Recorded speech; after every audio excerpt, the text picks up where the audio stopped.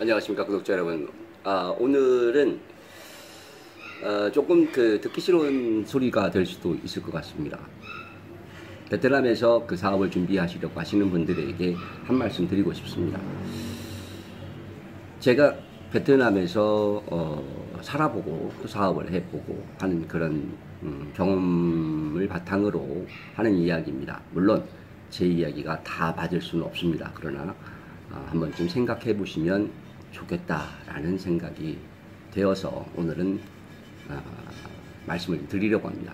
베트남에서 사업을 하려고 베트남에 처음 이제 오시는 분들은 첫 번째가 다른 사람을 의지하지 말라라는 겁니다. 물론 처음 베트남에 와서 사업을 시작하려고 하면 막연하고 막막하고 할 겁니다. 하지만 서두르면 안 됩니다. 그리고 다른 사람을 의지해서는 절대로 내 것이 될 수 없다라는 것을 꼭 기억해야 됩니다. 그것이 한국인이 됐든 현지 베트남인이 됐든 역시 마찬가지입니다. 언어도 안 되고 문화도 모르는데 어떻게 하느냐? 반드시 베트남어를 먼저 공부하십시오. 베트남에 오시면 첫 번째로 베트남어를 반드시 공부하셔야 됩니다. 6개월이 됐든 1년이 됐든 기초적인 베트남어는 공부를 하신 다음에 무엇인가를 도전해 보셔야 됩니다. 많은 분들이, 저도 그렇고요, 많은 분들이 조금 조급합니다. 베트남에 오시면 가지고 있는 돈들을 다 써버리면 어떡하나, 까먹으면 어떡하나 하는 생각들을 많이 하시는데, 언어를 모르면 누군가를 의지하게 되고 계속해서 의지하게 되고 그러다 보면 문제가 생길 수밖에 없습니다. 처음에 베트남에 오시면 언어 공부는 반드시 하시기 바랍니다. 호치민 같은 경우에는 인사대도 있고 떤득탕 대학도 있습니다. 1군에 인사대가 있고 7군에 떤득탕 대학이 있습니다. 시내 중심지인 1군 그리고 한국인들이 많이 거주하는 7군의 대학교 어학당이 있는데, 그곳에서 6개월이든 1년이든 공부하시면서 현지의 언어와 또 현지의 문화를 조금씩 경험해 보시는 것이 좋다라는 말씀을 드리고 싶습니다. 언어를 공부하라 라고 말씀드리면 많은 분들이 이렇게 대답합니다. 그 시간에 통역사 쓰고 통역사한테 월급 주고 일시키면 됐지, 언어를 이 나이에 무슨 공부를 하느냐 라고 말씀하실 수 있습니다. 그렇게 되면 다시 또 의지하게 되는 것이죠. 통역사 때문에 문제가 되는 경우들이 엄청나게 많습니다. 통역사들이 제대로 된 통역사라고 그러면 정말 좋은 일인데, 제대로 된 통역사를 만나기가 그렇게 쉽지 않습니다. 언어를 이해하지 못해도 이해하는 척 하는 경우들이 허다합니다. 그리고 그 사람을 의지할 수밖에 없어요. 내가 할 수 있는 일이 없어요. 절대로 여러분 쉽게 생각하시면 안 됩니다. 그리고 많은 분들이 제가 낮에 밤에 이렇게 하루에 2번씩 실시간으로 소통 방송을 하고 있습니다. 그런데 많은 분들이 베트남에서 잘 될 수 있는 사업이 뭡니까? 이렇게 물어봅니다. 근데 저는 그때마다 이렇게 대답합니다. 자신이 할 수 있는 것을 하십시오. 자신이 할 수 있는 것을 하십시오. 다른 사람이 할 수 있는 거, 다른 사람의 일이지 내 일은 아닐 수 있다라는 거죠. 다른 사람이 한다고 해서 내가 그걸 할 수 있다라는 거 아니거든요. 먼저 내가 무엇을 할 수 있는지를 먼저 생각하는 것이 좋을 것 같습니다. 그리고 내가 할 수 있는 일이 있다라고 한다면 내 노하우가 현지의 사정에 맞는지, 현지에 그것이 먹힐지를 먼저 판단을 하셔야 됩니다. 그러니까 언어 공부를 하면서 그 내가 할 수 있는 일, 내가 가지고 있는 그 노하우가 현지에서 먹히는지, 현지 사람들이 그것을 필요로 하는지, 어떤 제품이 판매가 될지 이것을 먼저 판단하는 것이 중요할 것 같습니다. 그리고 또 내가 할 수 있는 일이 있어요. 그리고 내 노하우가 현지에 먹힐 것 같다는 판단이 든다면 현지의 사업장들을 많이 벤치마킹 하시기 바랍니다. 언어 공부하면서, 놀면서, 언어 공부하면서 내가 할 수 있는 일,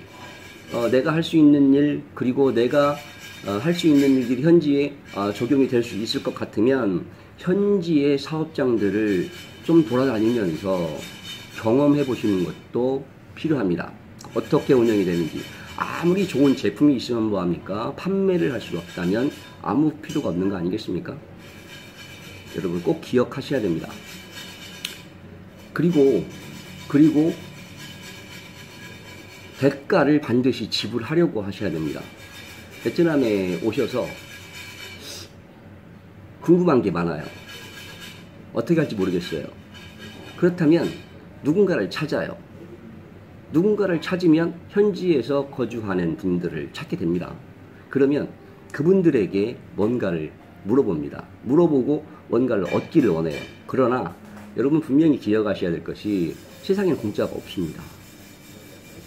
여러분에게 과도하게 친절을 베푸는 사람들 한번 생각해 보셔야 됩니다. 과도한 친절을 베풀거나 또한 좋은 아이템이 있다라고 달콤하게 말하는 분들을 조심하셔야 됩니다.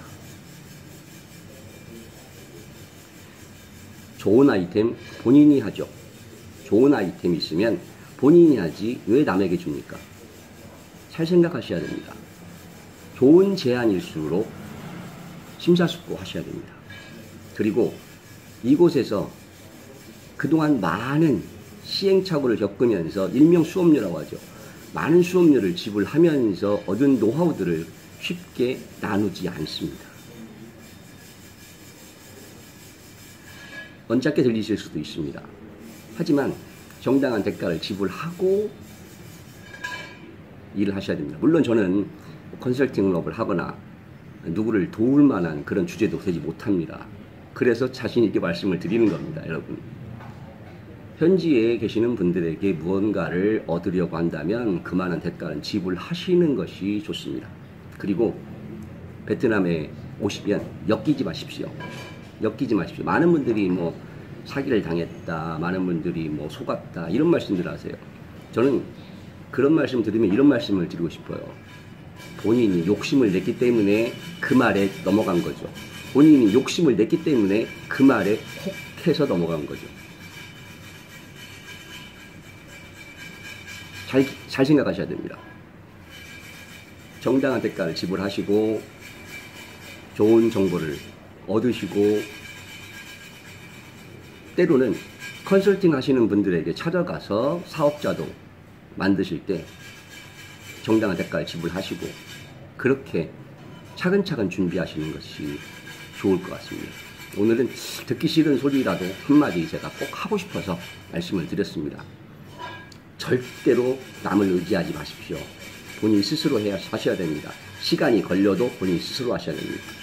그리고 언어 공부 반드시 하셔야 됩니다. 통역사를 써도 내가 통역사가 무슨 말 하는지 정도 조금은 알아들을 수 있어야 돼요. 내가 베트남어를 들을 수 있다. 내가 베트남어를 안다 하면 통역사들이 굉장히 조심합니다. 이건 꼭 기억하셔야 됩니다. 또 자신이 할 수 있는 일을 하십시오. 다른 사람이 하니까 되더라. 안 됩니다. 자신이 할 수 있는 일을 하십시오. 그리고 본인이 할 수 있는 일이 현지에 먹힐 것인지 반드시 판단하셔야 됩니다. 다음에 현지의 사업장들을 많이 돌아다녀 보십시오. 그리고 분석해 보십시오. 그리고 정당한 대가를 지불하고 정당한 좋은 정보를 얻으시고 베트남에서 웃으면서 일할 수 있는 그런 조건을, 그런 그 상황을 만드셨으면 좋겠습니다. 물론 한국에서 내 나라 내 땅에서 일하는 것이 가장 좋습니다. 그러나 반드시 베트남에 오셔야 된다면 잘 생각하고 그렇게 해보시는 것도 좋겠다 싶어서 말씀드립니다. 오늘은 여기까지입니다. 다음 시간에 뵙겠습니다. 감사합니다.